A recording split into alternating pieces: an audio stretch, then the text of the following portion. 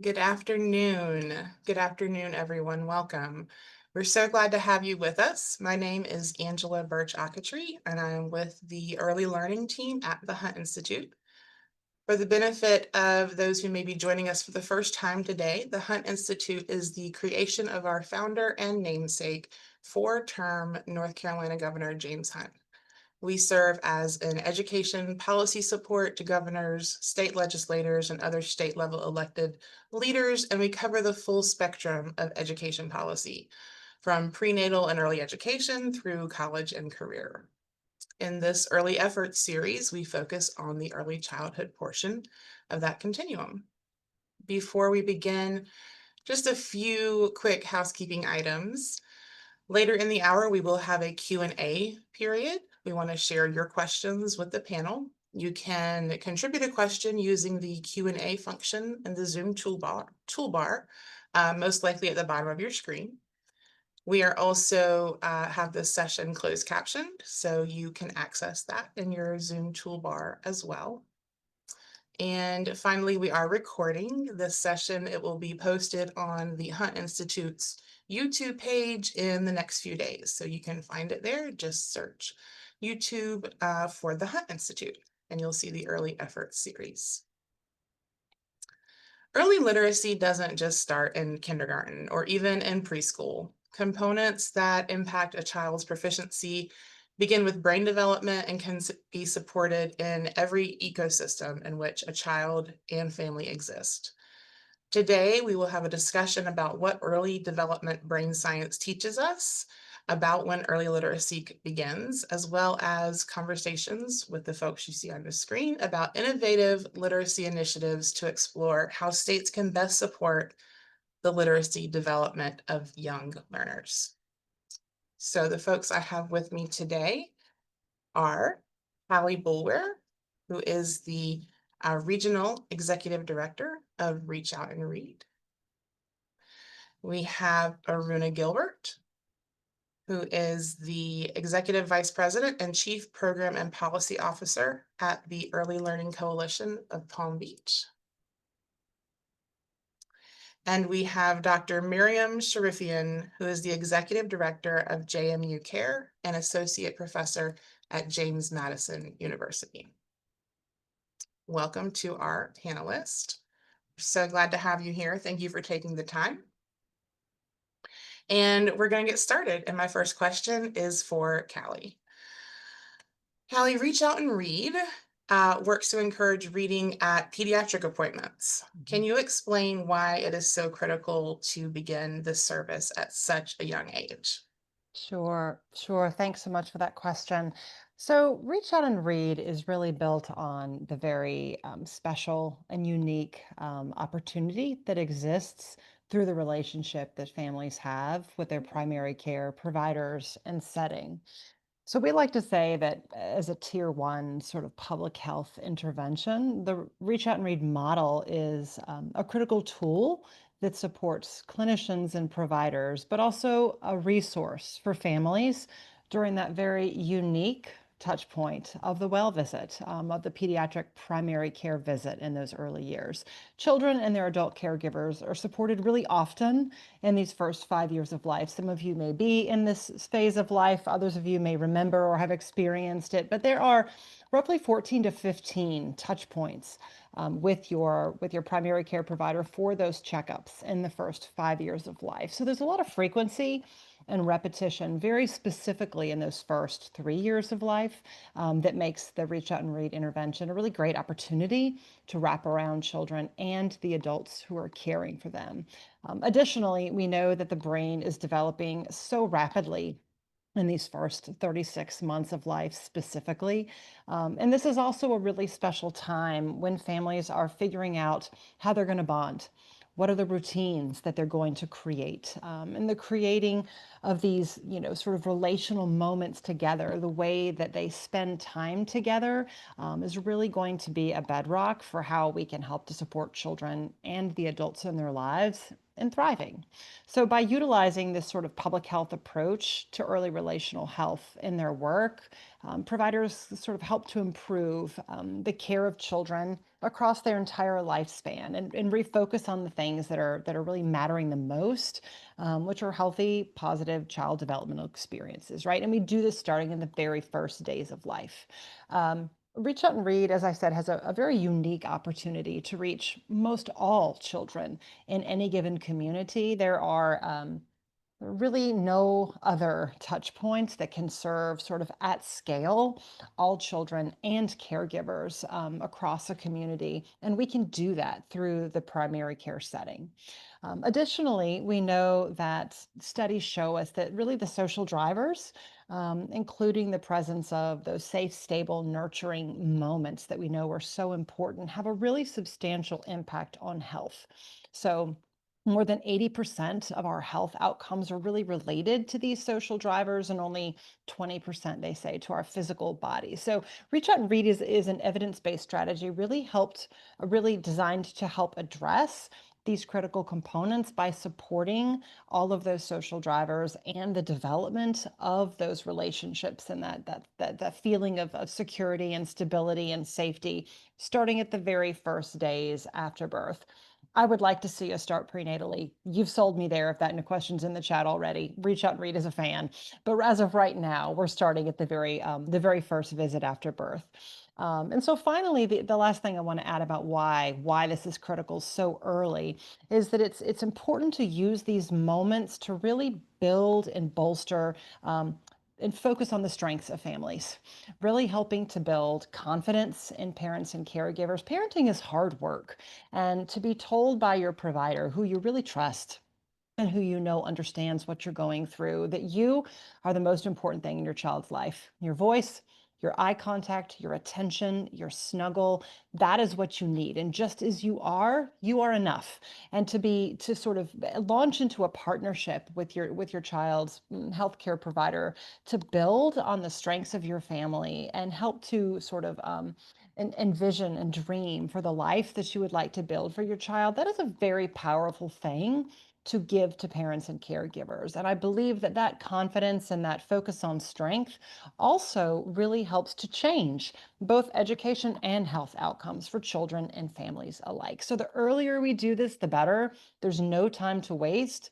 And we just have a really amazing opportunity through the structure and the relationship and the trust in the primary care setting to activate this early relational health opportunity. Great. Thank you, Callie. That's so Sure. important, those early years. A million neurons per second and neural connectivity in those first years. You gotta take advantage of it. And that's a great way to do it. Reach Out and Read has really constructed a great program, and that two-generation approach as well, really powerful. So moving to you, Dr. Sherfian, the JMU Care Center, which stands for Center for Advancement Research and Education, was established to address the need, excuse me, for comprehensive evidence-based approaches to understanding and supporting the holistic development of children. What does the research and evidence say about when the foundation of literacy is laid in the course of child development? Is it pre-K, or do we need to be looking much earlier? Thank you, Angela. I appreciate the opportunity to contribute to the Hunt Institute webinar on early efforts. As you mentioned, yes, the establishment of JMU Care underscores the critical need for evidence-based approaches to support children holistic development. I want to emphasize that the foundation of literacy is not laid in pre-K. It begins much earlier, as you mentioned already, Callie. It really starting prenatally and extending through infancy and toddlerhood. Neuroscience shows that human brain, as you mentioned, forms over 1 million new neural connection per second in the first few years of life. And the architectures for language and literacy is deeply shaped during this time through relational and sensory experiences. We know that auditory system is functioning by about 25 weeks gestation. Studies using fetal heart rate monitoring, such as the one that Partonen and colleagues did, show that fetuses can recognize and even remember rhythmic patterns of speech and that they hear in the womb.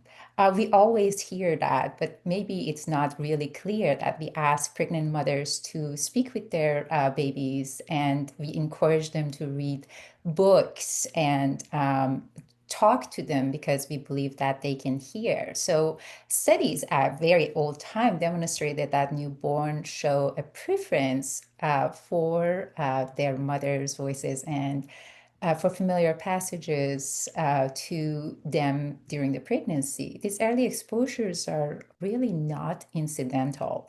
They are turning the fetal brain for language, shaping the earliest phonological networks that will later support reading.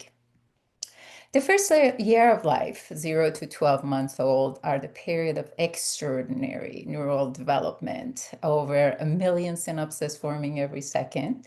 And this is when infants begin mapping sounds to meaning and that building the architecture of language comprehension. So the infant brain is wired for language. And during the first year of life, babies go from cooing to babbling and to understanding dozens of words well before they even speak or understand they speak any of those words. So some of the key studies show that infants who are engaged in live responsive speech environment develop stronger phoneme recognition and neural activities in the left temporal regions of the brain, which is critical for language and literacy development. And at the same time, when caregivers read to infants, even before they understand the word, it supports emerging attention, visual tracking, and early print awareness. Sometimes it needs to be communicated. That starts that early. So when we get to the toddlerhood, which is age of 1 to 3 years old, is when vocabulary begins to surge and children move from passive listeners to active communicators. And what matters during the time, most importantly, is how many conversational turns really they experience. So the early literacy behaviors in toddlers, such as pointing at pictures, turning pages, or naming familiar items in the book, are emergent literacy skills. And these are not pre-reading skills. They are functional neural experiences shaping brain awarenesses and vocabulary and comprehension. So while pre-K remains critical, of course, the foundation of early literacy is neurologically and developmentally laid far earlier, starting from the womb, built through the rich and responsive relationship in infancy, and solidifies through conversational, language rich experiences in toddlerhood.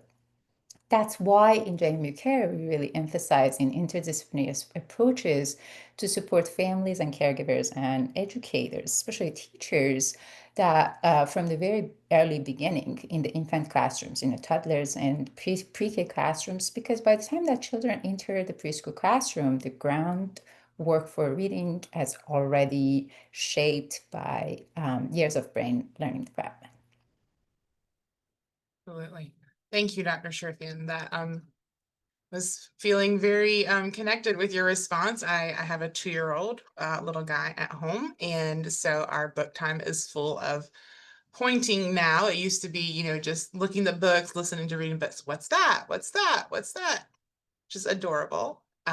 Even at well after bedtime when he should be sleeping. But I keep reminding myself, this is this is early literacy. This is important. This is foundational. Turning to you, Aruna, the Early Learning Coalition of Palm Beach recently supported an initiative using My Reading Academy, My Reading Academy program from Age of Learning. What did you discover about effectively integrating technology for early literacy development alongside the crucial human connection and interaction. Yeah, thank you so much, Angela, and, especially to you and the Hunt Institute for having me today. I'm so excited to share what we've, considered a real breakthrough for early literacy here in Palm Beach County. And, listening to Dr. Sharifian and Callie, I'm kind of breathing a sigh of relief because, they're the experts in the field about early learning and little ones. And, it really resonated what they're saying because you're going to see a lot of traces of what they're saying in what we found in Palm Beach County. So everything they really shared about brain development and early experiences really perfectly captures what we've been seeing here in Palm Beach County and the work we've been doing.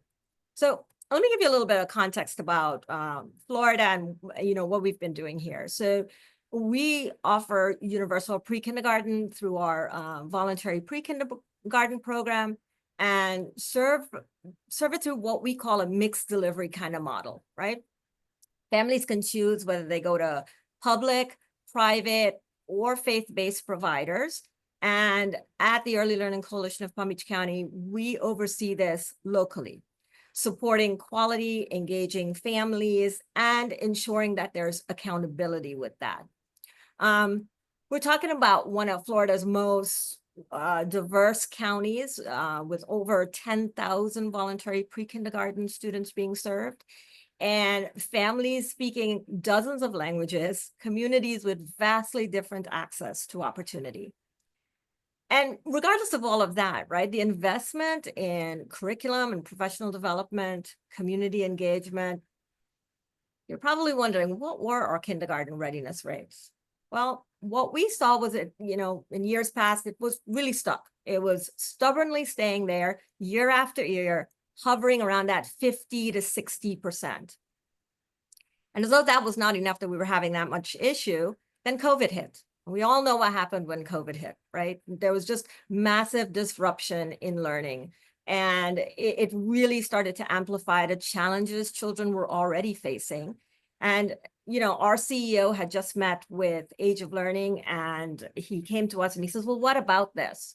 Well, if anybody knows me well enough, they know that I was just in shock. What is he talking about? Screens with children? Like that, I'll be honest, after over 20 years in childhood education, I was really skeptical. And screen time in VPK classrooms, that just wasn't something that I was interested in. But here's the thing. We had what I can only call an epiphany, because during the same time, over and over, these things were clearly giving us the same results. We were doing the same thing, expecting a different result, but doing that same thing over and over wasn't really helpful, right? We knew we needed something different, and we needed, to kind of amplify learning, right? And really accelerate what was going to happen in the classroom. So, Age of Learning shared how their reading and math programs had worked in communities pretty similar to ours during COVID, and really convinced us to move forward, right? So we implemented My Reading Academy, and students using My Reading Academy with fidelity began on average about 30 points or so behind their peers on the STAR literacy assessment. And Florida statewide VPK readiness, I should back up a little. STAR early literacy assessment is the Florida statewide VPK readiness measure. And so we started this product. We knew we were starting behind the 8 ball, didn't quite know, because listen, in childcare, teachers don't have access to what children are learning at any given time.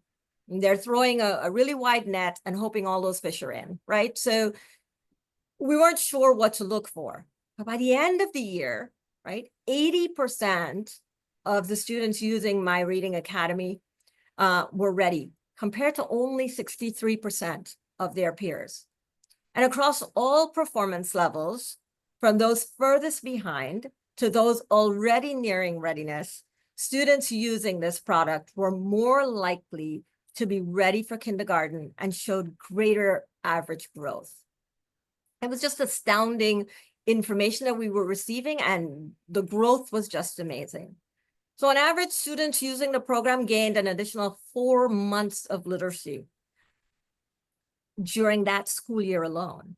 And these results were achieved, and this is going to be astounding because these results were achieved with just about 37 minutes of program use per week. But here's what really matters. This wasn't about just test scores, right? It was about classroom quality and strengthening really crucial teacher-child interactions in the classrooms, because we know that the foundation for learning for any little one is relationship-based. Our educators told us that how much they valued the fact that My Reading Academy supported their classroom work and supported what they were doing, and in fact, gave them more information about what they were doing in the classroom. And over 90% reported that the program really helped children grow in key emergent literacy areas, print awareness, vocabulary, the whole gamut of stuff, right? And I would say perhaps most powerfully, teachers shared that students weren't just learning, they were excited to learn. And more than 90% of educators observed increased engagement and confidence. So you can think about if the teachers are experiencing confidence, you can imagine how much the students were becoming confident learners and ready and eager to participate in the programs. So, McDonald's doesn't tell you their secret sauce, but I'm about to tell you ours, right? So hold on. So what made the difference was the combination of brain-aligned adaptive technology and providing precise, personalized practice alongside educators, offering that emotional safety and encouragement and deep connection.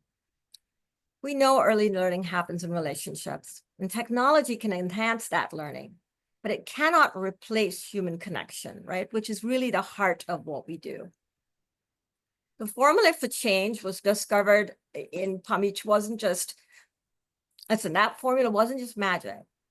It was just the right combination, because we looked at the ecosystem of a child and recognized it wasn't just about putting tablets in front of children for 20 minutes a day. It was also about consistent, targeted practice with meaningful human connection. And both elements here, they aren't optional, it's essential. And so this dual approach helped us break through a readiness ceiling that had persisted for years and created a new trajectory of thousands of children right at the most critical time for their development. Mhm. Right. Thank you so much, Aruna. We've talked about this program a few times now, and I feel you so much on that, like screens in pre-K. But really, the results, it's hard to argue with. And, looking at the cost, the time and the benefit is really, and just the empowering component for the teachers and the children. Really a great program. Thank you for letting us know about that and sharing that information. Callie, back to you. Reach Out and Read, your work sits at the intersection of health and literacy. Can you share how these two areas support each other in building stronger, healthier families and communities? Yeah, absolutely. Thank you. And that's a phrase we use all the time ourselves, is that we do live at that beautiful intersection of health and literacy. And I'm going to start my response with just a very quick visual image of what happens in a Reach Out and Read encounter. So you may have a baby and her parents in the exam room waiting for their provider to come in and do their 6-month well visit. The provider is going to walk into the exam room with an age and language and developmentally and culturally appropriate book that they have selected for that child. They're going to walk into the exam room with that book in their hand. And the provider is going to hand that little girl the book when they walk in the room, and she's probably going to grab it and immediately start chewing on it. And this is exactly what the provider wants to see. And they're going to say, look at her, she's so smart. This is just what 6-month-olds do with books. And then therein starts the beautiful conversation, which is sort of the secret sauce, to use your phrase, of the Reach Out and Read model, which really is that opportunity for the provider to give the family in the room some guidance around what is it to share a book with a 6-month-old baby? How do you set expectations? Why is it important? How can you make it fun and meaningful? And this conversation also usually has some modeling that goes along with it to build those skills and that comfort in the parents and caregivers. And then at the same time, I always say that that's half of the coin. The other magic on the other half of the coin is that that provider is able to see so much of what they need to see by simply watching that natural and beautiful interaction. Did she grab it and stick it in her mouth? Perfect. That's exactly what they're looking for, maybe with respect to physical or motor skill development. Sometimes babies are handed a book upside down. Can they orient it at the right age? If a baby is asked, to point at something at the right age, can they use their pointer fingers, right? So it's a really critical tool for our providers as well. And it's something that they really love as a way to integrate the book as a part of their developmental surveillance in a very natural way. And so it's something that's super valuable for both families and for providers. And then that baby and that family get to take that book home, and it becomes a part of their home library, and they're able to sort of implement along that prescription to read that they're being given with the books in their hands to do so. So there was an article that just came out earlier today from one of our national medical providers that I read, and she had a quote in there that I really loved related to this question, and it was her comment that literacy is not just an academic skill, it is really a vital developmental sign, right? And we know that this development doesn't happen in a vacuum. Often we think about children's development in sort of siloed dimensions, their physical development or their cognitive development or their social and emotional development. And we all know that, especially in the early years of life, this is all happening right on top of each other. It's not something that we can easily or successfully segment in that way. So children learn very specifically about communication and language through the way that we communicate with them and share language with them, right? We've heard a lot about this serve and return interaction. And the research has shown us a lot of really critical elements of how we do this with children, right? But as Aruna just said, the development of this skill set this really happens in the context of relationships. The development of skills around language and literacy and learning, these are active processes, not passive. And they're really critical to intertwine with physical development and the social and emotional development, which is why we say these have to be done in the context of relationship. So a quick example I always use in my brain is we've talked a lot about the 30 million word gap over the last 10 or 15 years, right? The words that children need to be exposed to in order to be successful academically later. But it's important to note that this is really important to put in the context of a relationship. We could put a tape recorder on in a child's room and play a bunch of words, and it's not going to do the thing that they need. The words need to be done in the moment that exists with someone who cares about them and someone who loves them, right? So reach out and read. Our whole mission is to create these moments in the lives of children and families that build and bolster this overall healthy development, right? The relational health that children and families experience in these early years, that is the scaffolding for thriving, both with physical health and with things like school readiness, right? So the data also proves this connection. One of the things I like to say the most in this intersection of health and literacy is the statistic that literacy is a stronger predictor of adult health status. It is a stronger predictor than race, education, or income. That shows you how vitally interconnected our physical well-being and our intellectual development are. And Reach Out and Read really tries to sit at this intersection and do as much as we can to support the development of those dimensions in the lives of children. And we focus on these moments and we see beautiful things in our data related to language and literacy scores, right? Related to expressive and receptive language, but also related to things that are connected to health, increased well visit compliance, the ability to support mothers who are experiencing maternal depression and mitigate some of the challenges of that space, increased utilization of developmental screens. And we know what great things happen when children and families get connected with resourcing earlier. Data that shows that parents feel more connected and supported by their medical homes when Reach Out and Read is present. We know that from that feeling of connection and support is going to come also really critical health outcomes in the lives of those children and families. So I would say that we sit at the literacy and the intersection of health and literacy, and it's impossible to disentangle them. And it's a really beautiful thing to watch those two sort of elements of healthy development happening in tandem. Great, thank you. Yeah, that's a great explanation of how that all works together. Key takeaway, everything is connected. It is a whole child, a whole family, a whole development. And you just set up Dr. Sherfian great for the next question for her. Dr. Sherfian, given your research on early childhood education, can you explain the word gap? And how important is it? And what should families be focusing on as their child learns and develops in their years before kindergarten? These conversations are so engaging, and hearing all of this are just makes me really be excited more and more to hear the audience questions and also learn from each one of the panelists. I appreciate this opportunity again. So the word gap, the term word gap, originally, many of you know, emerged from the 1995 study by Hart and Risley that suggested that by age 4, children from families of low income or public assistance families that are on public assistance, these children heard 30 million fewer words than their peers in higher income level households. This early gap in language exposure was linked to the later disparities in vocabulary, reading achievements, and school success.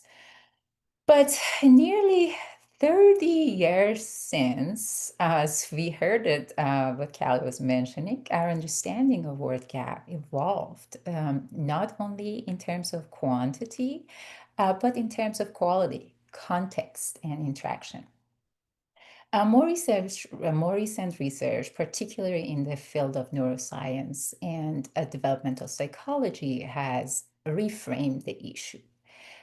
Studies such as Romeo 2018 with colleagues using neuroimaging show that it's not just about how many words children learn or heard, but how many conversational turns. We talk about it continuously. We can't stop saying that. How many conversational turns they engage in. This back and forth exchange are now seen as one of the most important predictors of language development, activating Broca's area and other brain regions that involve in expressive and receptive language. So based on studies, even just 15-20 minutes extra conversational turns per day can lead to measurable differences in brain function and long-term literacy outcomes. Isn't it fascinating? Just 20 minutes extra time.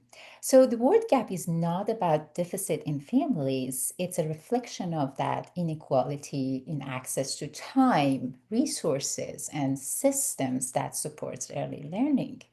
Caregivers that are working multiple jobs, they're managing the housing insecurities, or most recently, navigating mental health issues, really may not have the bandwidth to engage in rich literacy practices, even if they're deeply majority, all of the families, I think every caregivers really care about their children and they want them to learn no matter what. And even if they are extremely like value education, these are the challenges that they deal with.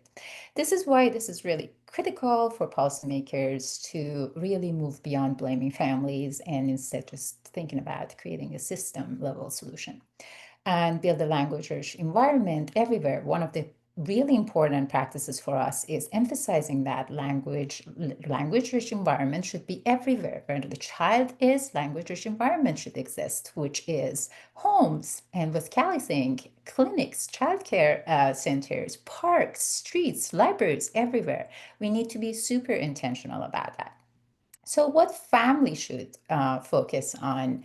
I encourage focusing on intentional, responsive, and joyful language interactions, especially during daily routines.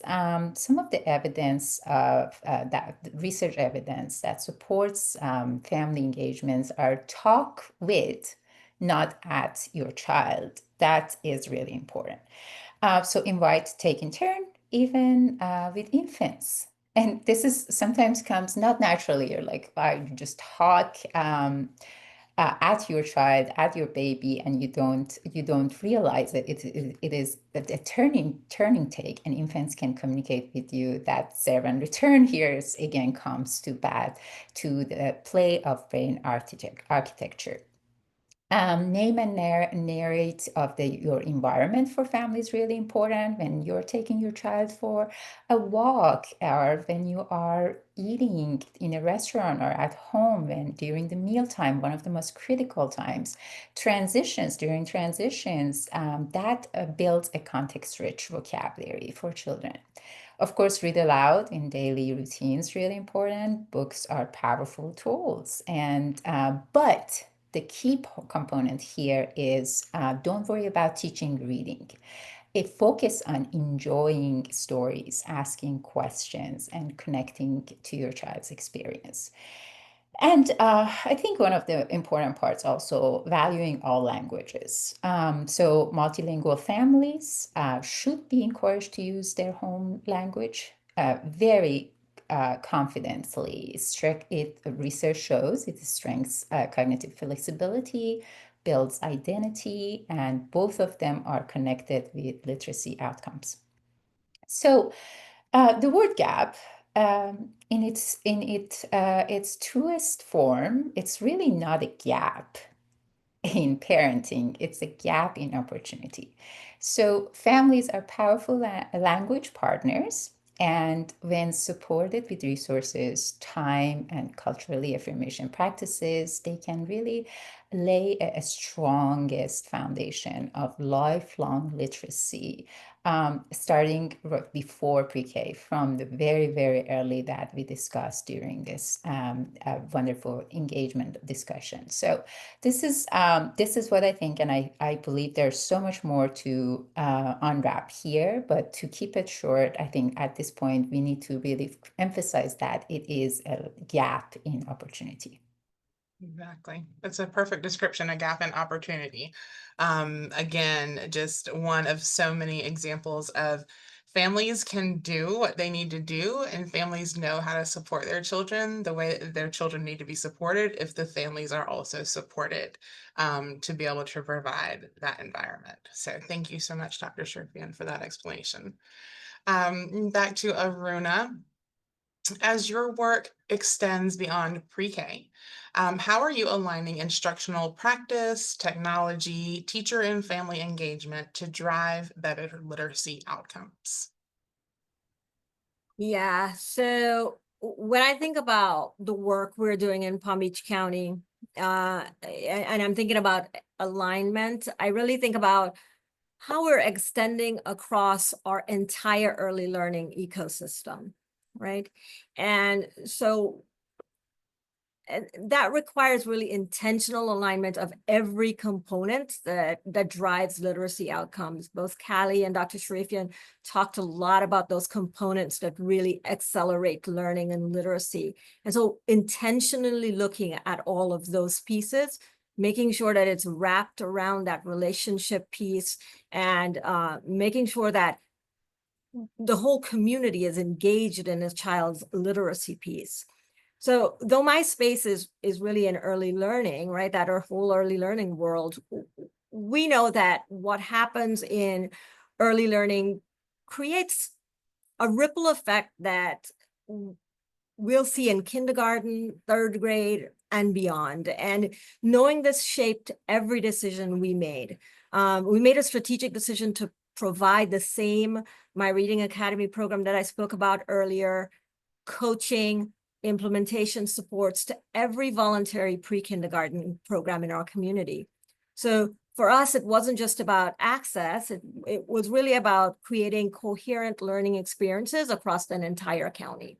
So whether you were sitting in a private childcare program, or a school district, or a Head Start, or a family childcare home doing a volunteer pre-kindergarten program, you had access to everything. And so the beauty of this approach, I believe, is that whether a child is in any area, that their literacy progress is really tracked and we're using the same assessments. So we're measuring uniformly across no matter where you are if you're a 4-year-old. And so, and it's supported also by the same adaptive tools. So we're assessing the same way. And this gave us a level playing field to analyze data and start to understand how to upskill our teachers through coaching and training to meet children's needs. We also launched an early learning educator fellowship because we recognized that there was a voice, an untapped voice there that we really needed to bring forward.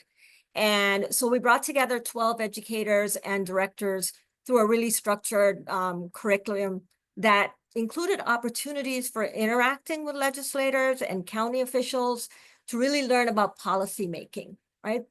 And this wasn't just, professional development. It really truly was leadership development for our childcare educators. They met monthly, shared challenges and successes, and sort of problem solved together.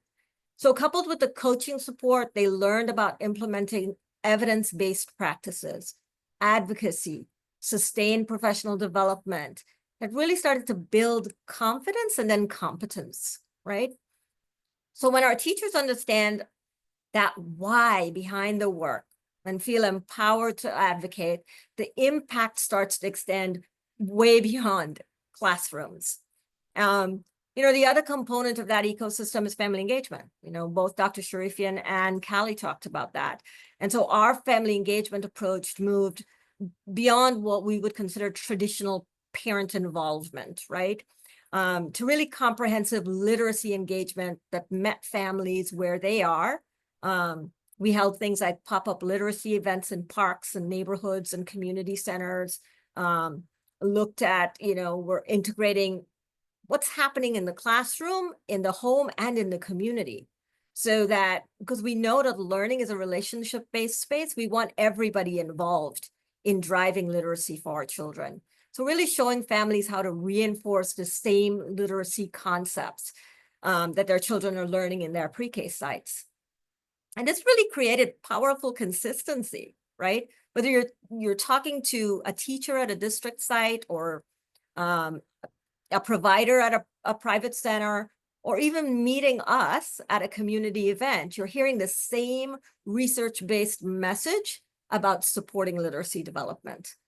And so children, what does that kind of look like, right? Children arrive in kindergarten with more consistent literacy foundations. And regardless of which early learning setting they attended, right, everybody was coming on the same clip, so to speak. Teachers were reporting increased confidence and families felt more equipped to support learning at home. And so that alignment isn't just a one-time sort of achievement. It's an ongoing commitment. We're continuously refining our approach based on the data we're receiving, the provider feedback, and also family needs. But the foundation of what we're doing is solid. And when instructional practice, technology, teacher development, and family engagement are aligned across an entire early learning ecosystem, every child benefits. And by aligning that, our entire ecosystem around evidence-based literacy instruction, we're not just improving pre-K outcomes, we're really setting the foundation for success in kindergarten, third grade, and of course, beyond. Absolutely. Thank you, Aruna. Right, regardless of, that child's progression from birth to kindergarten, they're going to be in the classroom with other children that have come possibly on different paths, and they're all going to impact each other in that learning environment, and how the teacher manages that classroom, like they're all in it together at that point. So for us as society, it benefits us to make sure everyone gets there in the most prepared way as possible in all of the aspects that you have all addressed. I feel like I could talk with the three of you for quite some time about this, and I really appreciate it. We are coming to time, and we want to transition to Q&A with our audience, but I do want to ask one final question of the three of you. Just real quick, 1 to 2 sentences. What is an innovative policy or initiative that you've seen recently that you believe shows promise for supporting early literacy development? And if it's your own, that's fine. But what do you feel really shows hope for future improvement? We'll start with Callie again.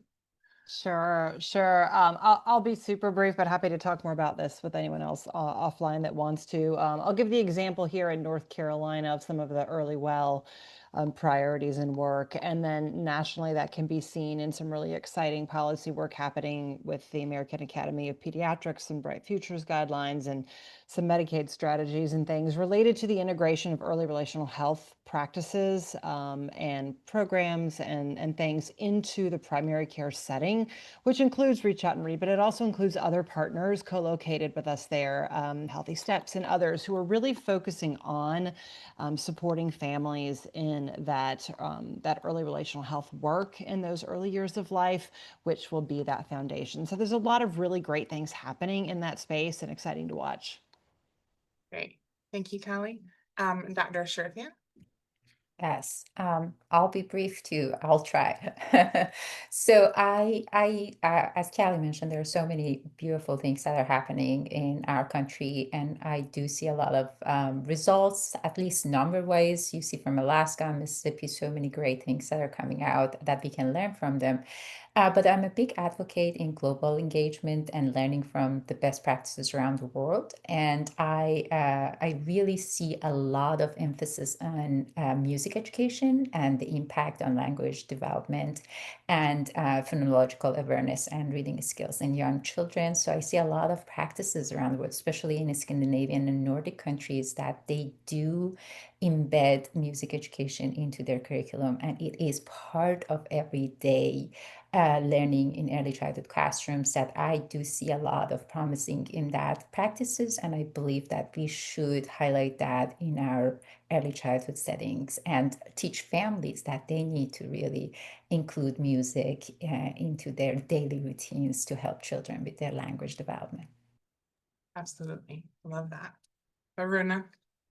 So I have to give a shout out to my friend Michaela Buchanan over at the Florida Chamber Foundation. I think that policy that they have right now on their blueprint of achieving 100% kindergarten readiness by 2030 is a transformative policy.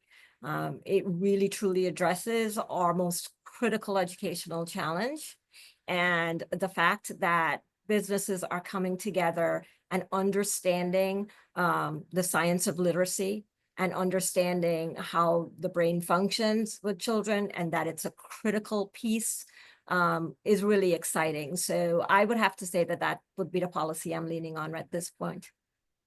Wonderful. Thank you all for those insights. I want to encourage the audience listening that if you do have any questions, you can use that Q&A function at the bottom of your Zoom box. We do have a few questions, though, that we will jump into. So the first one, I loved how Aruna described the message of getting to families and educators everywhere. How might you create a powerful message specific to those prenatal to 3 populations that are aligning with a commitment to the science of reading? Any thoughts on that, Aruna, or any of you? This is what I would say. Education is a pipeline. It doesn't, children don't wake up at 5 and understand academics, and they certainly don't wake up at 4 and learn to read. None of those things are happening. And I think education, pipelining education for our children starts, Callie says she'd love to start reading, giving parents books before the child is even born, right? Because we know that everything starts with a confident learner. And for there to be confidence in learning, we have to allow for children to have curiosity. For them to be curious, parents have to provide them with that safety in order to motivate them for curiosity. So I would say that planning early to pipeline literacy, and some of the work Callie's doing, a lot of the work that Dr. Sharifian talked about, that's how we plan for that pipeline. And certainly in Palm Beach County, we are starting to go further and further backwards to make sure we're back mapping what we're seeing in the 4-year-old, getting pipelining those 3-year-olds and continuously looking backwards. It's going to look differently for a baby than it would for a 4-year-old, but certainly you can do that. Callie or Dr. Shrifian, any thoughts to add to that? No. I agree. Okay. Perfect. That's Same. fair. So interesting question here. And I'm not sure how pervasive this research is. So if you're not familiar, no worries. But the question, how should the research on oral storytelling and foundational reading development that particularly has a positive impact on Black boys and girls be incorporated into programs? And this was early oral storytelling research from Frank Porter Graham at UNC Chapel Hill. Anyone? And again, I go I ahead. think, Mr. Chairman, I'm not an expert on it and I don't have enough background in it, but I am a big advocate for storytelling strategies in early childhood classrooms. Life is a story. And if you connect the word to the world, you make a difference in learning of children. So when you see a child and you learn about them, that funds of knowledge comes to the practice also when you connect what is happening in the house and connecting it with what is in the classroom and the objectives of your learning, it really makes a huge difference. So I think that story circles in the classroom where children share their stories from home, and that I believe narrative dictation, that educators transcribe children's what is spoken stories into print, and you see it if it's intentionally practiced, that makes a huge difference as well. And integrational of storytelling events. What we sometimes forget the value of the history of the storytelling, and I do believe that if we bring that back to our cultural practices in the classroom, we really are going to make a huge difference. And then I'm going to stop here because I was about to go farther, but I know we have more questions. These are just a little hint, but a lot of research out there that support that as well. And is it okay if I add one super fast thing? I agree with all of that. And, we think about this a lot at Reach Out and Read. I saw that the sub part of that question was related to parents and adults that may not have high levels of literacy themselves. And it's something that we really work hard to train our providers to address in the exam room. And that so often it is not about reading the words that are on the page. It is about motivating parents and caregivers to be storytellers of their own lives. And we talk a lot with families about learning to narrate their own family story for their children and create a sense of wonder and pride in who they are and who their family is, and that it's okay if the parent has no literacy skills in terms of sharing these moments with their children. That is not a barrier in this moment. Dr. Ashanta Anderson has some really beautiful research around sort of cultural pride and the importance of cultural pride in children's confidence in being that learner, Aruna, that you talk about, right? So I think that storytelling in all of those oral ways is something that our providers encourage a lot and is a beautiful part of how this develops for families. Thank you, Callie. And it goes always, again, just circles back to the relationship, the family, supporting the family, supporting those bonds between caregivers and children in the early years, whether it's the parents making those bonds or the early childcare providers, which we didn't dig into a lot, but you can certainly extrapolate the supports that they need to support these relationships as well with young children as they develop.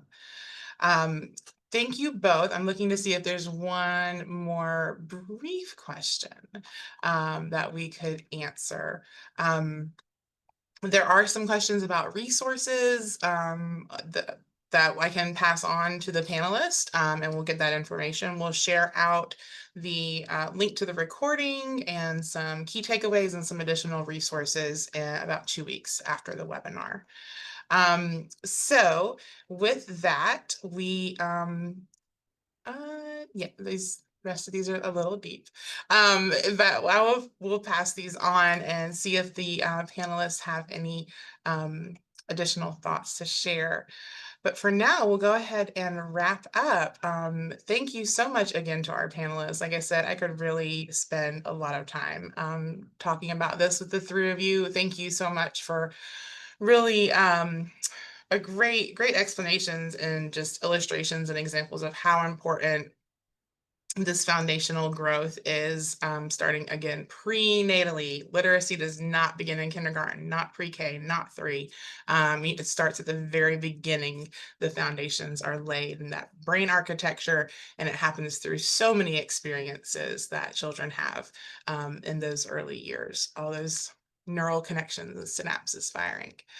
So thank you so much to the three of you. Thank you to our audience for taking the time to spend this hour with us. I hope it was helpful for you as well. Please look for the next Early Efforts webinar, which will be on governance structures in early childhood, and that'll be coming up in July. We'll get information out about that shortly. And with that, we will close things out. Thanks again, everyone, and have a great rest of your day. Take care. Bye-bye. Thank you. Thank you.